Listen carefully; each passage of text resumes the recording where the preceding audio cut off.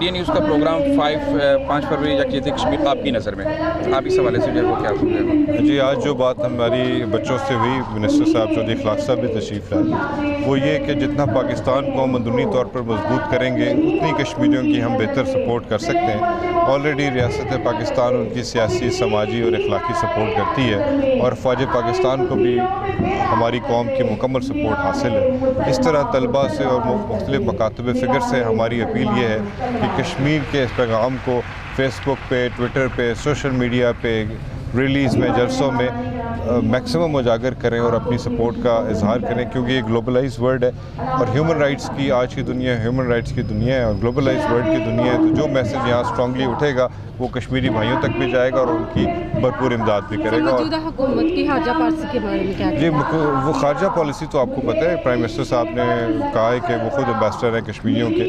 جس طرح سے اس گورنمنٹ نے کشمیری کاز کو UN میں اٹھایا اور پوری دنیا کے تمام ہیومینٹیرین فوکس پہ اٹھایا ہے، اس طرح سے پہلے کبھی کام نہیں کیا گیا۔